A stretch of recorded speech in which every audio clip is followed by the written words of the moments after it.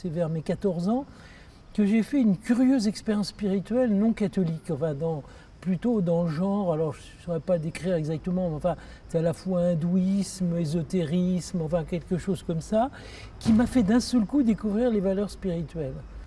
Cette expérience a été suffisamment forte pour m'arracher à...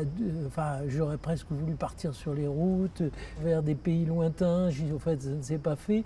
Mais j'ai rencontré dans ces années-là des gens qui partageaient un peu cette vision des choses.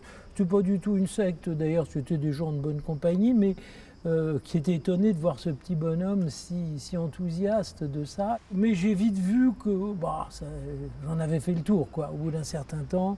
Et alors c'est là que tout à fait indépendamment, j'ai rencontré un prêtre qui a joué un grand rôle dans ma vie, Monseigneur Maxime Charles, directeur au Sacré-Cœur à l'époque, et qui...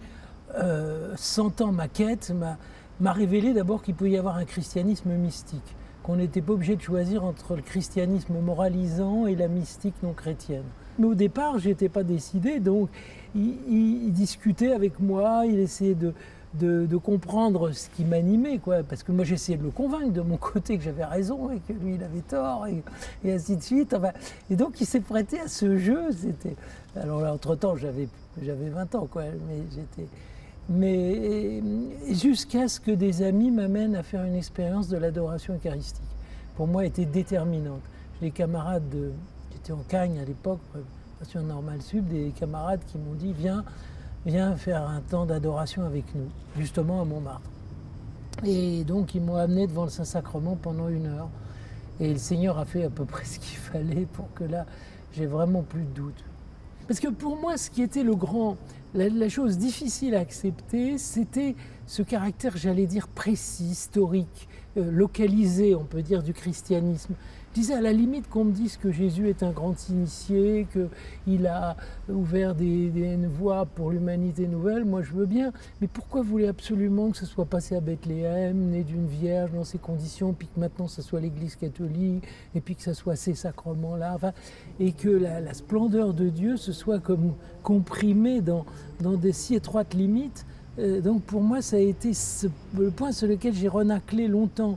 Et vraiment cet acte d'humilité que j'ai dû faire, de dire, eh ben oui, c'est vrai. Et il y avait aussi la difficulté d'accepter les règles morales du christianisme. Souvent, les deux vont de pair. Et j'ai senti ce moment où je me dis, mais si tu es chrétien, maintenant, il faut que tu le sois vraiment, quoi. Tu ne peux pas l'être en faisant semblant, mais il va falloir une grosse conversion aussi au niveau de tes mœurs. Et donc, j'ai été confié ça à la Sainte Vierge à Chartres, qui a magnifiquement fait le travail. Enfin, je veux dire que je suis sans péché, mais enfin, qui veut dire que quand même certains fils à la patte, j'ai pu les couper assez nettement. Les camarades qui m'avaient amené à Montmartre, et ils avaient fait l'expérience avec Monseigneur Charles du pèlerinage en Terre Sainte qui les avait profondément marqués. Alors moi, mon expérience a été assez curieuse, parce que justement, j'étais au milieu de tout ce groupe de jeunes enthousiastes qui refaisaient le pèlerinage et qui me disaient « Ah, tu vas voir, ça va être merveilleux, Nazareth ». Et en fait, ça commençait par « Bon, c'est bien, mais rien de très marquant du point de vue spirituel ». Et alors, je suis arrivé à Jérusalem, c'était tout à fait à la fin du pèlerinage, après une journée et demie de marche dans le désert. Et alors là, la déception était complète. Et vraiment, je crois que je serais rentré en France, me disant non, j'ai trop attendu et j'ai rien. Et c'est là, au creux de cette déception, que vraiment le vrai Christ, enfin, qui n'était pas celui de mes rêves, mais celui de la réalité, s'est imposé à moi. Et c'était tellement fort qu'à la fin, alors là, je ne pouvais plus partir de Jérusalem, c'était l'inverse.